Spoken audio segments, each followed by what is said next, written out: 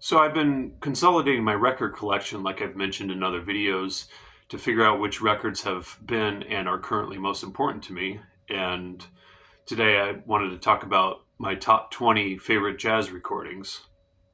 And I thought I would just touch a little bit on the history of jazz just to provide some context.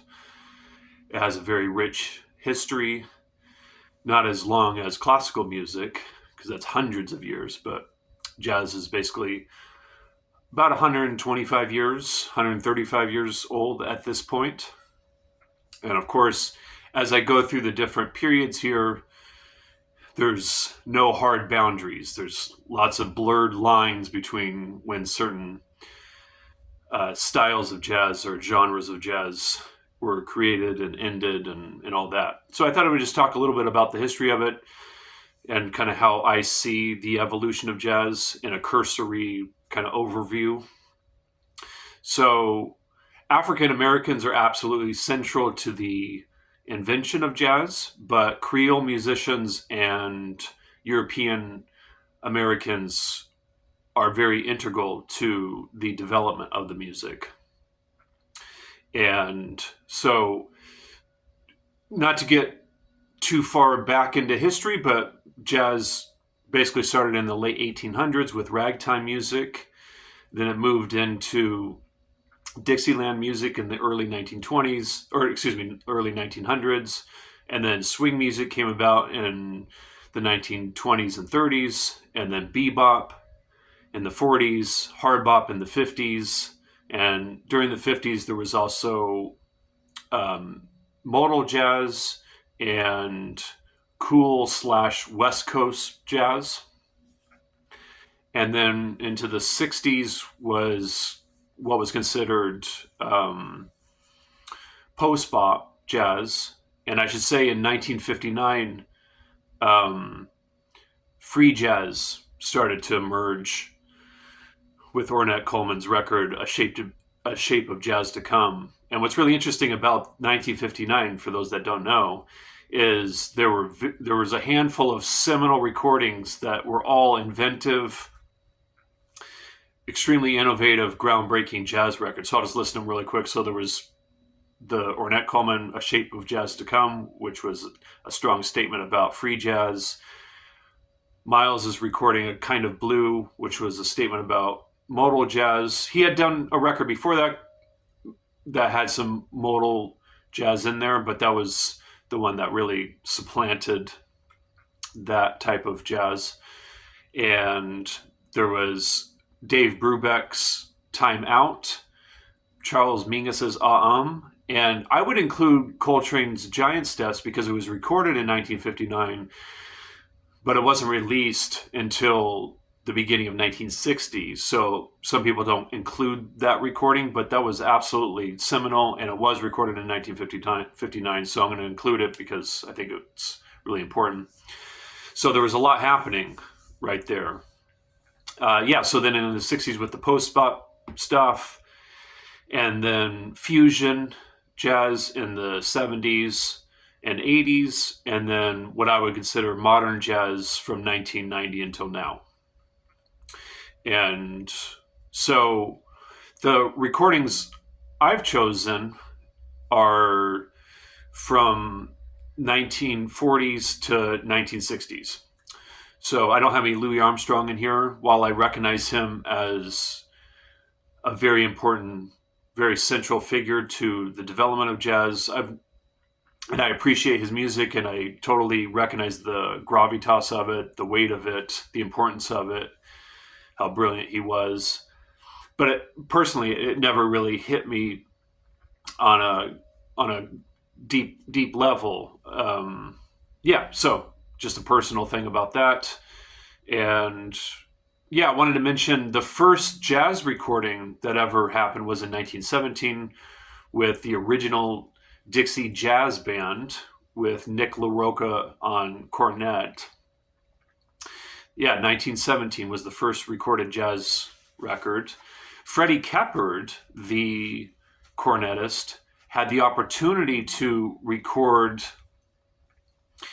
the first jazz recording, but he turned it down because he wanted to or he was fearful that people would steal his ideas and rip him off. So he turned down the opportunity to be the very first jazz musician to record.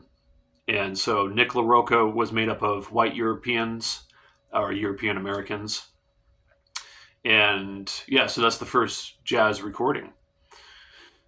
And so I'm going to start with my top, well, so there's 20, and I'm going to start with my second half and then go into my top 10. And with all these recordings, I could talk so long about each one. And if you guys have any questions about any of these recordings, please feel free to leave questions in the comments, which of course would be appreciated. Some engagement is always appreciated. And yeah, so I'll just dive in, just talk about each one maybe a little bit, or I might just kind of go through them kind of quickly here. Yeah, so the second half is in no particular order. Most of these aren't really in any particular order. I really like all of these. And yeah, just one side note here. If jazz is something that you're not interested in, or there's certain recordings that people say are, great musicians are saying this recording is really important or that recording is really important. I think it's good as musicians that are trying to evolve, to become better listeners, deeper musicians. One thing to maybe consider is this idea that while certain music might not hit you in any kind of immediate way, but you recognize the importance of it, or you can hear the profundity in it. And what I would just recommend, if you can recognize that, to just stay with it, because over time, it can start to make more and more sense to your ear, and then you open up more, and you become more engaged with it, and then you just become a wider musician, and your consciousness has been expanded. All good things come with that. So there's a lot of recordings here that when I first listened to them, I wasn't taken by them right away. But I trusted the people that were telling me they were good recordings, important recordings, great recordings. And I just stayed with some of these. Some of these hit me right away, but some of these didn't. And now I'm magnetized by them. And yeah, so I'm just going to go ahead and start with what's on the top here, which is Wayne Shorter's, try to avoid the glare here, Wayne Shorter's Speak No Evil. Great recording. I've heard some jazz musicians say this is one of the greatest jazz recordings of all time. I'm not going to list all the musicians on all these recordings, because then I'll just talk more about that, and this will take forever. So yeah, Speak No Evil by Wayne Shorter. Joe Henderson's Page One. The first track is Blue Bossa, a jazz standard. And, I love all the playing and everything on all these recordings. The Real McCoy by McCoy Tyner, which also has Joe Henderson on it. So burning, just burning stuff. Chick Corea's Now He Sings, Now He Sobs. And just burning Chick Corea, burning band, trio, acoustic piano trio. So burning. And Herbie Hancock's Maiden Voyage. There's some standards on here like Maiden Voyage, is the first track. Eye of the Hurricane. His tune Dolphin Dance, that's a standard. And then I was listening to this morning, Miles Smiles, with his second great quintet. Tony Williams on drums, Herbie Hancock, Ron Carter, Wayne Shorter. Amazing. And Bill Evans. Everybody digs Bill Evans. If you haven't heard this, of course I recommend all these recordings, but his tune Peace Peace is absolutely gorgeous. Give that a listen if you haven't heard that. Nothing like it had been done in jazz before that. It's very, very cool, very deep. One of my main guitar teachers at Berklee, he recommended I get this, and I had to transcribe a couple solos from it. Wes Montgomery and Jimmy Smith, dynamic duo. Yeah, this is killer. This is actually a big band arranged by Oliver Nelson. Just so tasty. I mean, everything that Wes plays, I think, is tasty. He never played. All of his ideas made sense. Great time, feel, the whole thing. I mean, just yeah, so tasty. Dexter Gordon's A Swingin' Affair, and the 1959 Coltrane Giant Steps. Yep. And then the top 10 here, I actually prefer, in a way, a different Charlie Parker recording, but this is such an important recording, and it's just such a seminal recording. I could not have this in my top 20, so I have it in my top 10. It's that important. I mean, I really dig it, but there's another one I like a little bit more, but this is so important that I had to include it. It's Charlie Parker's Story. So there was a recording band. No one was recording for a couple years leading up to this, so Charlie Parker and the other musicians were developing bebop, and not many people knew about it. And then he came out with this and just hit the scene hard with this whole new way of playing and conceiving of music. And check out the whole recording, but if you only check out one track, check out Coco. It's just face melting. Yeah, so I'll start there. So the top 10 here, I kind of have them in an order of preference, but they're all great. Another seminal recording, Coltrane's A Love Supreme. Beautiful, powerful, amazing. Yep. If you give this some time, if you're not already into this record, it can potentially change your life. Of course, I had to have Miles' Kind of Blue. I was transcribing some solos recently from this. A couple months ago I was doing it. And playing along with some of that stuff. Another Dexter Gordon, well, I guess that was another Miles record, but another Dexter Gordon record. Dexter, to me, his time, he was so behind the beat, but still powerful, great feel, sound, love his phrasing. Called, Dexter Gordon Go. I just have listened to all these recordings so much, and the top kind of 5 or so records here I've listened to endlessly, and I keep coming back to them, so that's why they're in my top 5 here. And I should say, before I get to the last few here, my favorite jazz musicians, I couldn't narrow it down to 5 because there's really 6, but if someone said you had to pick only so many jazz musicians, which ones would you choose? I would say Bill Evans, Wes Montgomery, Sonny Rollins, John Coltrane, Miles Davis, and Charlie Parker. And so Sonny Rollins, Sound of Sonny. I was learning one of his solos not that long ago from here, playing along with it. Love this record so much.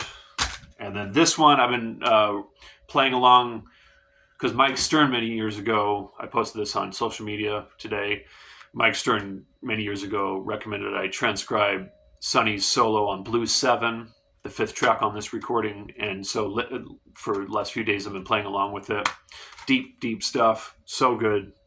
Sonny Rollins' Saxophone Colossus. I consider this his masterpiece. He was only 26.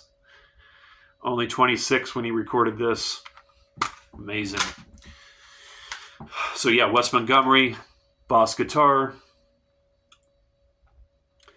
Everything, once again, just tasty stuff. And then this one, I've incessantly have listened to this one. Yeah. I guess there's not much of a glare if I turn it this way. Incredible jazz guitar. That was not his idea to put that label on there, but I'm sure it helped. And this one actually got reviewed very well when it came out. And then I just finished the Bill Evans phase, and I was reminded of how much I love Bill Evans. And I'll finish the whole thing with this thought I was going to say. But Bill Evans, Explorations. This is one of the 2 recordings with, I think, what is his greatest trio, or what was his greatest trio, with Paul Motian on drums and Scott LaFaro on bass. Yeah, so this one, and then Bill Evans' Portrait in Jazz. Not that this is necessarily my favorite jazz, acoustic, traditional, straight-ahead jazz recording. But yeah, this one's so great. Yeah.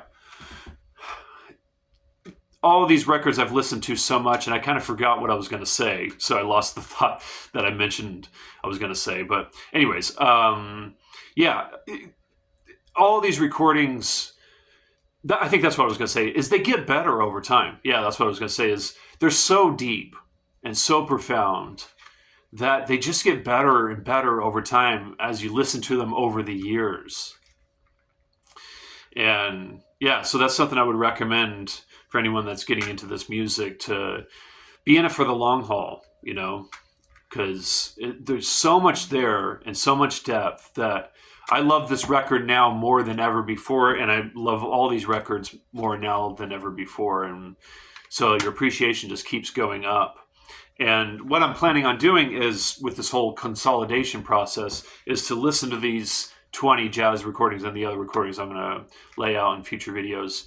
I'm just going to stick with these for a while and listen to them over and over and over, and just get more from them, play along with some of them, but mostly just listen to them and get deeper into them. So yeah, thought I would share some of that. And I wanted to make it clear that I consider all these recordings under the umbrella of traditional, straight ahead, mostly acoustic jazz.